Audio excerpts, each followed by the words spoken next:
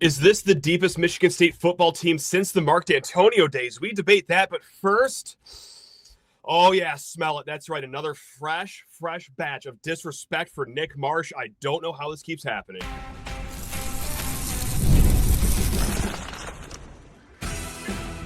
You are Locked On Spartans, your daily podcast on the Michigan State Spartans, part of the Locked On Podcast Network, your team every day.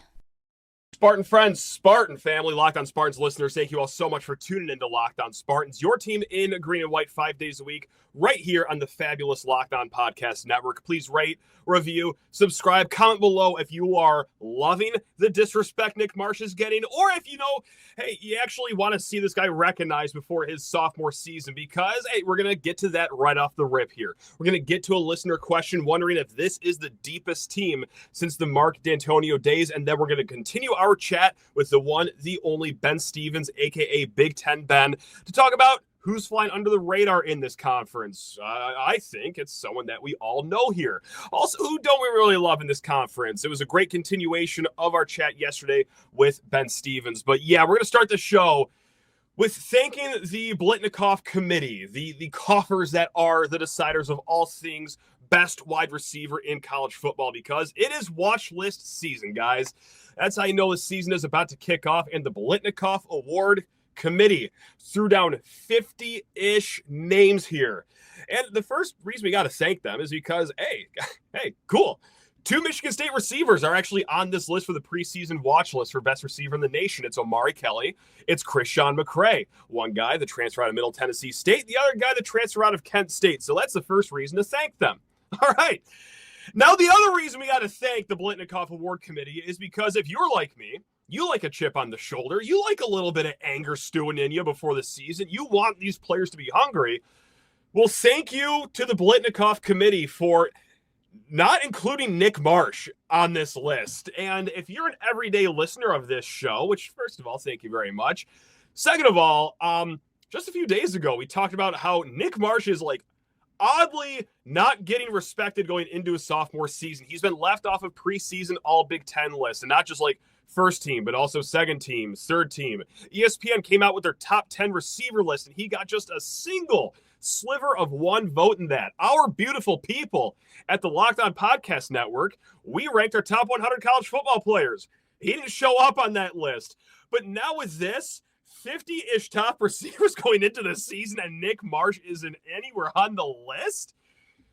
I mean, cool. I like it. I like that, hopefully this is going to mean even more motivation for Nick Marsh. But, did Nick Marsh get his hands amputated in the offseason and we just all missed that headline? I don't know what's going on, but whatever. We'll move along there. Hey, let's go swimming in the mailbag, because our guy Adam, he reached out to us at lockedonspartans@gmail.com with this great question here. And he writes in, I'm always a cautiously optimistic MSU fan, which Michigan fans hate. No, come on, they don't hate anything. Come on. Anyway, back in 2021, MSU's over-under was 4.5 wins. Nobody was thinking or paying attention to them at all, similar to this year. I'm not saying this team will be better than 2021's team, but I think that this might be the deepest total roster we've had since the Dantonio era. What are your thoughts on that? And then Adam goes into 2021, he would give the nod to running back, defensive line. He also said wide receiver is a draw. In 2025, the quarterback's better, tight end room is better, offensive line, linebackers, secondary, it's all better here. So that is 8 position groups that our guy Adam listed. So thank you very much, first of all, for the question. Let's get into it here, because it's been quite some time since Mark Dantonio was around campus. And yes, 2021, I think it's safe to say, in the 5-6 years, I know it's a lot of hard math for me to do, but in that stretch since Antonio was here, is this the deepest team since this 2021 season? So let's just go tail to tape, line them both up, position group by position group. And I'm going to agree and disagree with the few things that Adam wrote, but for the most part, agree, because yes, 2021, this is going to be a short debate. The running back room was better. Point blank. They had a guy by the name of Kenneth Walker. Should have been in the Heisman ceremony, maybe even outright won the Heisman that year. Kenneth Walker, even if he had a wood chipping accident and one of his arms got just completely shredded off his body, I still think just one 3-limbed Kenneth Walker, no disrespect to this year's room, probably still better than this year. The defensive line back in 2021, yeah, not too bad. Jacob Slade, Mike Panashuk, Simeon Barrow, young Derek Harmon, Jeff Petrowski. Guys, this was a unit that they were stout against the run. They were amongst the best in the Big Ten at stopping the run, but they were the best. And oh my God, how times have changed in the last 4 years. They led the conference with sacks, with 43 sacks. And I'm actually going to give the nod to 2021 for wide receiver too. I know Adam said it's going to be a draw, and I think that this wide receiver room this year for Michigan State is going to be really strong, like probably the strongest position in the whole locker room.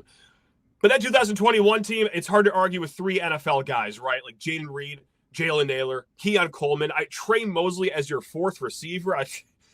That wasn't too bad last year, so I am going to go ahead and give the nod to 2021. I have 2 position groups that right now I have as a draw. Like, we're going to let the season play out. It could go one way or another, but right now, I think the tight end room is a draw. Now, back in 2021, Connor Hayward actually kind of played just like the Connor Hayward position. It was more of an H-back, but for sake of conversation, let's just pigeonhole him into this tight end room here, because outside of him, Malik Carr had a few decent moments, and then Tyler Hunt, 2 guys, solid blocking tight end, decent in the receiving game too. So yes, that was a really strong tight end room. And for the offensive line too, I have that as a draw with this year's team as well, guys. It was Kevin Jarvis, J.D. Duplain, Arcuri, Matt Allen, Jarrett Horst, Nick Samac. So it's solid. I'm not saying like world beating. We'll get more into that actually. Let's get into it right now. We'll start with the offensive line. I can see this year's unit turning up to be better. And if we are going to use depth, this is one thing that the 2025 locker room, offensive line locker room specifically, has going for them. Look, it was an infamous nickname that Kenneth Walker got in 2021. He was called the Eraser because he would erase the issues that the offensive line gave, which was quite a bit, I would say. It wasn't a total travesty. It wasn't a calamity. But still, like, he did hide a lot of the warts that offensive line had. So could we go into the season? They hit on their transfers of Matt Golden, Luka Vincent, Connor Moore. Stanton Ramble comes back as a strong left tackle in his redshirt sophomore year. Yeah, I can see a realistic scenario where by year's end, we do say that this offensive line was actually better than 2021. I just got to wait and actually see it. Same goes with tight end. You hear the names like Jack Velling, okay, who came in with a lot of expectations last year. Michael Masunis, a guy that had a really strong start to his year last year before he was one of the 59,000 Spartans that left the season with an injury. And then Brendan Parachek, too, former 4-star, should be a good receiving threat, but that's the thing. There's a lot of shoulds with this tight end room. Hey, that one in 2021, they were solid. They were good, I would say. This should have a tight end floor of being good. Can they be better than good?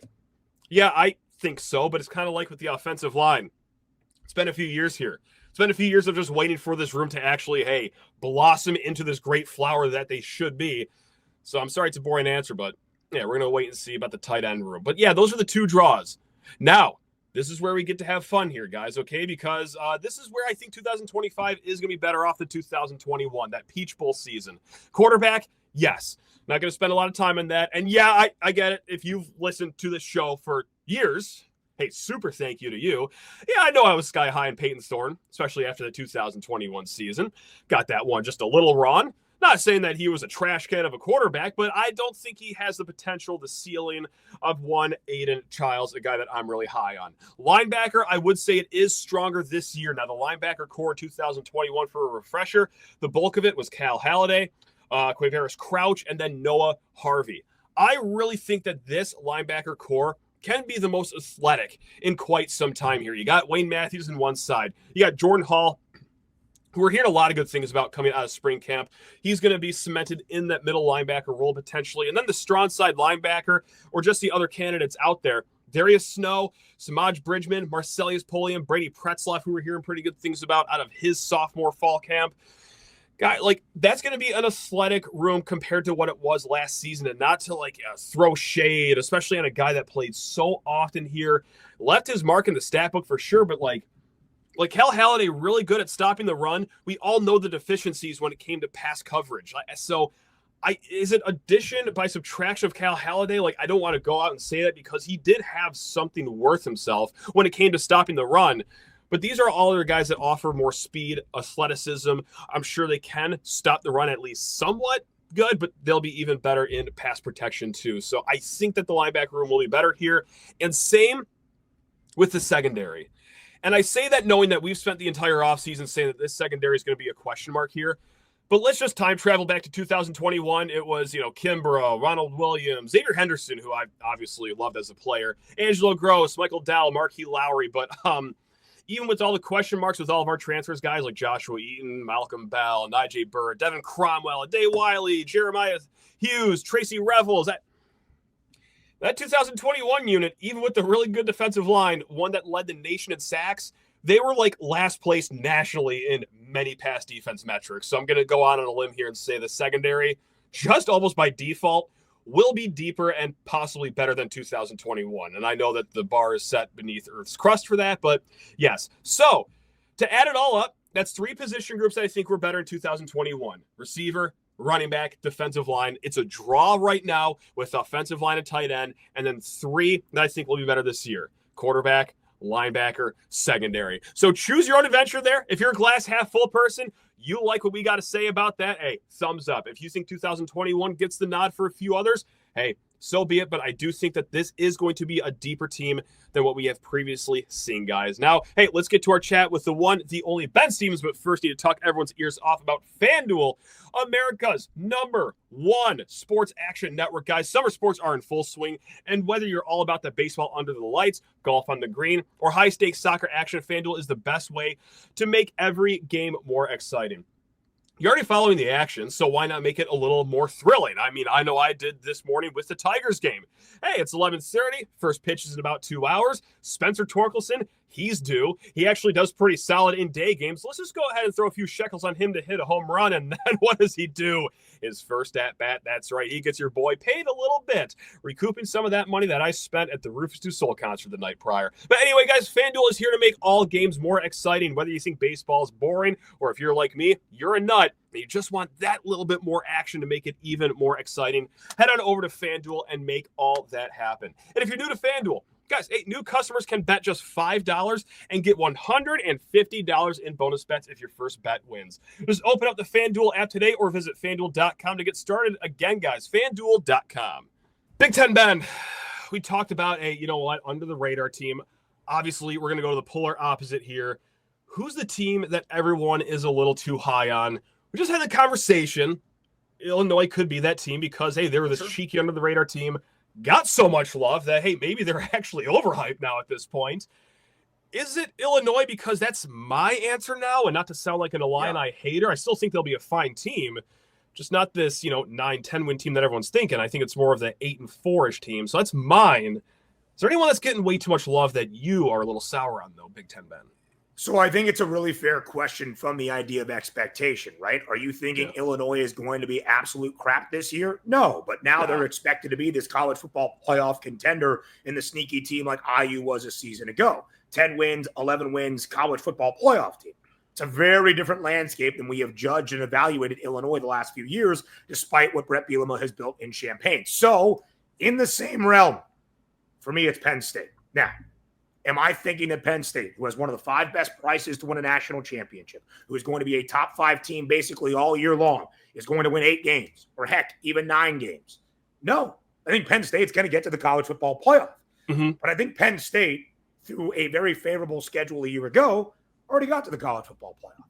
And I have talked to people who are believers in the Nittany Lions, Penn State alums, Penn State fans. I remember having a conversation after conference championship weekend and talked to a guy who's a diehard PSU football fan who said, dude, I don't care if we beat SMU. Heck, I don't care if we beat Boise State based on how the bracket is laid out. What will prove to me that James Franklin has done it and what we will celebrate in Happy Valley is, can we beat a top 5 team?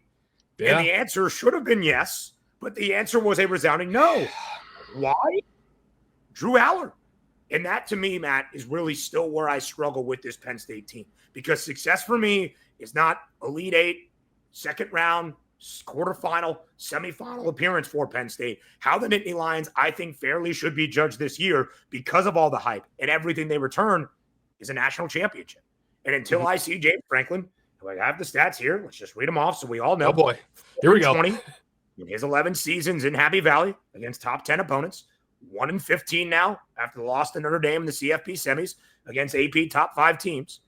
And when you think of Drew Aller, again, last year against the 3 AP top 5 teams that Penn State played, Ohio State, Oregon in the Big Ten title game, and of course, most notably Notre Dame, here are the averages. 3 touchdowns, all happening in the Big Ten title game, by the way, to 4 interceptions. He had 169 yards per game on average and a 53.7% completion percentage. Now, I believe in taking that next step, right? I believe in Drew Aller kind of doing that, but we've seen 2 full seasons now as a starter. The redeeming thing is Andy Kotelnicki is back, and there's so much talent around him this year for Penn State that you have to believe in the consistency and congruency year over year. But until I see it, I'm not going to believe it. And Penn State's schedule this year, a lot more difficult than it was a season ago. Certainly. I'm actually going to jump around the outline here. I'm going to go to what I wanted to be the last question. That is biggest Big Ten upset, because let's stick with Penn State here, Big Ten, Ben. They do have a hard schedule. Like, they got to host Oregon. They got to host Indiana. That's going to be another strong team in back-to-back weeks with a bye week in the middle. So back-to-back-ish. They got to go to Iowa. They got to go to Ohio State. Sure. But this is the game that, like, I'm going to call my shot on right now. It is the week after hosting Oregon. They got to fly across the country with no bye week to play in a sleepy Rose Bowl stadium against UCLA. I think it's going to be this wildcatty Bruins team that's going to beat Penn State. That's the shot I'm going to call for Big Ten upset of the season. It's going to make no sense. Penn State's going to come off of a 14-point victory over the Ducks. It is going to be defiant. And then it's going to be a game that no one watches, and that's going to come along the bottom line of CBS or ABC, wherever you're watching your game. You're thinking, is that UCLA 29, Penn State 27? Like, what? Huh? Yep. And then that's what's going to happen. Like, so that's a shot I'm going to call. Is there a Big Ten upset that you just want to call your shot on, like Babe Ruth right now? Yes. Okay, here it is. Ready? Saturday, October 4th, inside the Big House in Ann Arbor, Michigan. A Wisconsin team that starts the most brutal month of October that you could ever hope for in college football makes a statement after learning early what it takes to play against the best. I think they will probably get routed against Alabama on the road in Tuscaloosa. Yeah, probably. I think they learned from that, and they go against the Michigan team that, again, will be very stout defensively. But we'll see what Bryce Underwood has. And Michigan also opens its Big Ten slate against Nebraska week 4, where he'll learn some of those lumps and such. I think that is my upset, because I really do think that Wisconsin is a good football team. But the results are not just going to back them up this year because of how difficult the schedule is. Again, I don't love the ESPN FPI rankings for strength of schedule, because I think they are heavily inflated, and we say the same thing each and every year. We will never have scheduling parity or balance from conference to conference, and largely now because we have 18 teams in the Big Ten and 16 in the SEC and 17 in the ACC. You're not even really going to have largely scheduling balance within your own league year in, year out, each and every year. You try to balance that out over a 3, 4, 5-year plan as the schedule makers do it. So it's very difficult to kind of evaluate some of those things. And I think the numbers are juiced often through ESPN's FPI and some of the other ones. I like to use projected win totals of opponents, because you get the picture of what that team is expected to do this year and how formidable the sides you are going to play week in, week out are anticipated to be. Wisconsin has the hardest schedule in the country. Wisconsin has the hardest schedule in the Big Ten. I've done them for every 16 SEC schools. Wisconsin's average of 7.89 is harder than that of Kentucky and Arkansas in the SEC at 7.61. Wisconsin's schedule is an absolute brute. And so I think it's going to be fascinating to see how fans in Madison rally around Luke Fickell here in this season in 2025, because the results might not look great. But if you can dangle that carrot and you can give them one of those upsets in the very difficult month of October the Badgers have, then that's how I think you stick around for 2026 and beyond and build some of that positivity, because I actually think Wisconsin does have a decent amount of talent that will play in the vision that Luke Fickell did not find his first 2 full years that I think he starts to craft here in 2025. Love that. The last 2 questions we got, Big Ten, Ben, they're going to be player specific. We're going to go around the conference, but actually I'm not going to stray far from home for this one. It doesn't come off as, me being a Michigan State homer. I don't really care. I actually think even if I wasn't a Michigan State fan, so I'm trying to picture a life that I've never once lived, but I think this would be my answer. player everyone doubts that you believe in. Now, I did not have this guy written down originally. I actually had Mark Gronowski written down for Iowa, but I feel like he's actually getting like a fair enough of respect. It depends. Some people like him. Some people don't think it'll translate fully to Power 4 football, but whatever. I'm just going to go with Aidan Chiles. Like, I don't know. Like, it's disrespect season. I just did an episode not too long ago that Nick Marsh is the most underrated player in all of college football. And then I'm also reading all these lists of like top quarterbacks and, oh, hey, who's the top 10 quarterbacks in the whole Big Ten conference? And like, no one talks about Aidan Chiles anymore. And like, I don't know if it's because everyone stopped tuning in to Michigan State games after 4 or 5 games last season, which I understand. There are a lot of better teams out there. You got to be a sicko or a Michigan State fan to continue watching the season, which I saw some progression in. He's got a high ceiling. He's got year 2 in the same offense with the same coaches and also bringing in his quarterback coach from Oregon State this offseason. He's got Nick Marsh to throw to. I think this is going to be a big year for Aidan Chiles. I'm still all in on the hype train. So I know it sounds like I just wrote this question just talking about Michigan State conveniently, but like truly, like right before we started recording, I'm like, this is stupid. Like, I'm just going to go with what I actually feel. It's Aidan Chiles, I think, is the most slept on guy in the whole conference. So I don't know if you have a Spartan. I don't know if you're going to go outside of East Lansing, but that's where I'm at right now, Big Ten, Ben. That was basically going to be my answer in the vein of the question that you asked the team that you have no idea what they are going to do. And I think those go hand in hand, right? And of course, quarterback being the most significant and important position. If Aidan Chiles is the guy that he was recruited to be, that we saw in flashes last year at his absolute best, that we saw in flashes during his very limited work in Corvallis in that one season. And I think Michigan State's going to be darn good because I've seen the talent for Aidan Chiles, and I know some of the weapons that he has around him. And I understand the congruency now with Jonathan Smith, who at one point in his life, Matt Sheehan, was considered a quarterback whisperer at Washington. Right. That's right. So I think Aidan Chiles is kind of that guy. Mark Gronowski makes a lot of sense.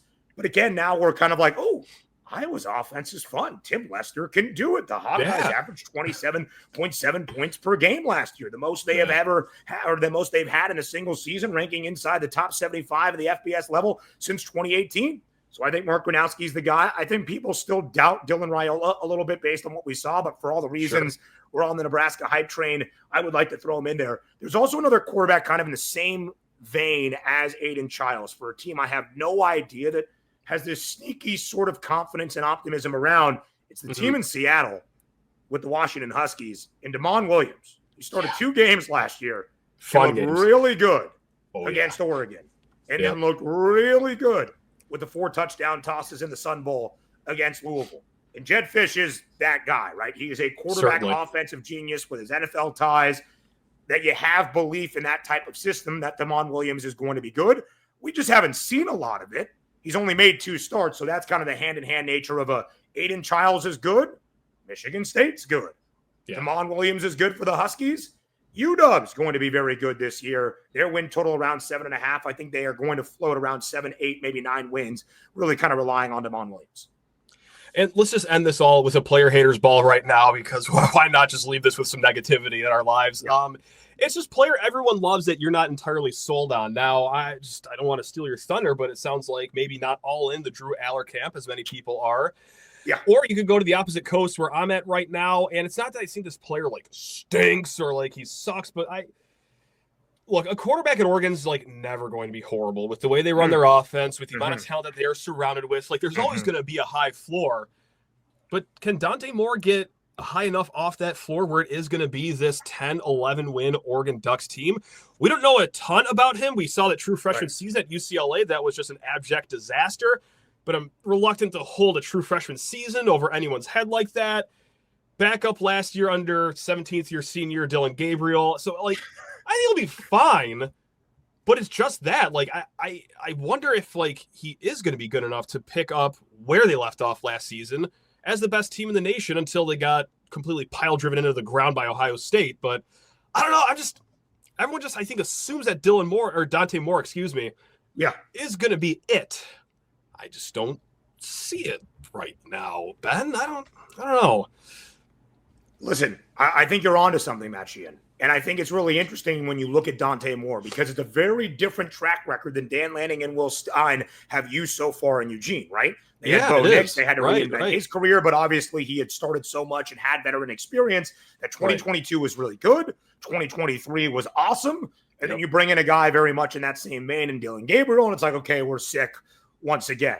They lost Evan Stewart early in camp for, I think, the entirety of the season. That's not great.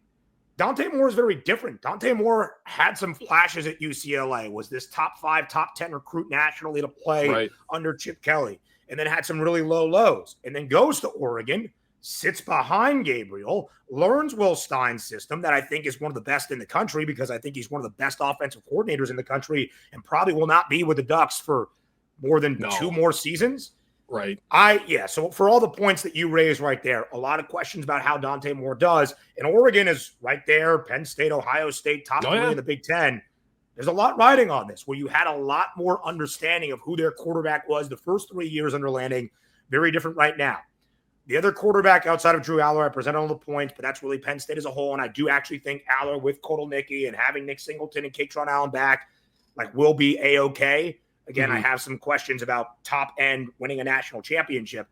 The other guy who I thought you might be alluding to when you said opposite coast, the man by the name of Nico.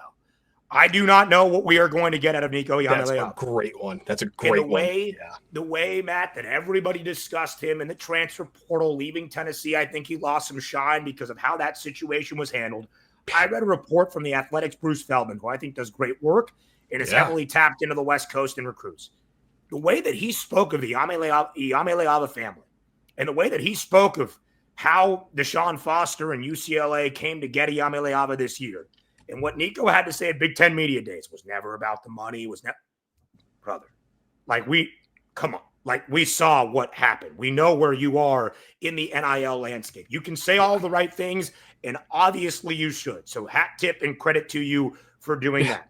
But Matt, outside of the situation leaving and kind of the infamous notoriety around this bag getter, money grabber type of guy whose father is too heavily involved and has the wrong people perhaps advising him of how to handle this new climate, he's not very good. The talent is there. He is 6'6". He can throw the ball a country mile and he can run like a gazelle. Right. I understand. Look at the stats last year. Only 5 interceptions. Fantastic. 19 total touchdowns. 14 of those 19 came against non-conference opponents, including the game against NC State. Fine. Kent State in the first half, he went out there and tossed around the golden flashes as everybody did, against UTEP and against Chattanooga, and then against Vanderbilt. But that was his best game, and we can't just say, Vandy stunk last year. They won 1 game. They weren't bad, as we learned. But still, Vanderbilt, in terms of all the SEC talent that he saw, it's not like, okay, hey, weird and interesting climate around this personal guy that is Nico Iamaleava, and what did he do last year in a weird situation in this current landscape that is college football, but he found a new home. This guy is going to rock. I don't know. UCLA was pesky for all the reasons you said last year. Deshaun Foster entered an impossible situation, and I think did a very good job with it. We'll see about Tino Sinceri, the quarterback guru under Curt Cignetti, how he is actually calling games and actually calling plays this upcoming season. But there's an idea that, UCLA added Nico. They could be a bowl team. They could be a 6-7 win team. I'm not so sure. They could also be a 3-win team. I don't know. And I know we're going back a few weeks here, but Big Ten Media Days when he said, it wasn't about the money. Because it just makes sense to, leave a program that's always going to be a college football playoff contender in the SEC, playing under an offense that is built to score 45 points a game, seemingly, to pack up and leave and go to a place that doesn't even sell a quarter of their seats. You're going to be playing on a team that has an over-under of, 5.5 wins. And that's a no-brainer to make that decision. Certainly money wasn't. Come on, everyone. Settle down. It wasn't money. We handled this great. Everything worked out best in our interest. You guys are all the losers here. That's it. Come on. Listen, the way that article was written, and I understand where you get perspective and where you have your sources and all that stuff, but it made it seem as though Nico was coming back to the West Coast because he's from Long Beach and has always dreamed of reinvigorating his power in the Rose Bowl. And he knows all the guys that he's playing with because of the camps in high school. I guess. I was like, we didn't even make. They alluded to some of the NIL reporting that I guess based on because of what you're actually reporting on. Bruce Feldman saying this thing. Obviously, our guy Pete Nakos at On3 was saying other things and led to all this contention. And I understand all that. We weren't even referencing some of the offensive scheme issues that Nico's family highlighted under an offensive genius in Josh Heupel. That was one of the initial reasons he wanted to leave Knoxville. So again, he could prove me wrong. I've seen him play a lot of football. In the football that he has played, in what should be an offense built to at least take some of the onus and the impetus off its quarterback, was not last year. And a lot of the stats that people will throw out, why this guy has budding promise. Last year is his first year as a true full-time starter in his first season, really as the starter in Knoxville. You'll see the 19 TDs to 5 interceptions, but dive a little bit deeper into those numbers. It's not exactly the truest representation of a quarterback that has some optimism and some glimpses versus limiting his job of turning the football over. That's all I'll say. What a way to end, just with the player haters ball. We went through the ups, we went through the downs, but like I'm even more ready for this football season to start. I never want to wish summer away. I cherish the summer. It's my favorite season, but I'm fired up right now. I just get me to that 11 p.m. game, Utah, UCLA. Just give it to me right now. Come on, give me in Dublin, Kansas State, Iowa State. Just a match made for the Emerald Isle. Man, this is awesome. Big Ten Ben, you are the best. Same with all the viewers, all the listeners. You guys are always the best too. Big Ten Ben especially. This is supposed to be a 15-minute conversation, and now here we are. This is chopped up into 2 different shows, and this has just been a great chat, man. Always love talking with you. I'll probably bother you, pull you in during the season because, no one can ever get enough of Big Ten Ben. But guys, until then, take care of yourselves. Enjoy the rest of your week. Love you all. Go Green.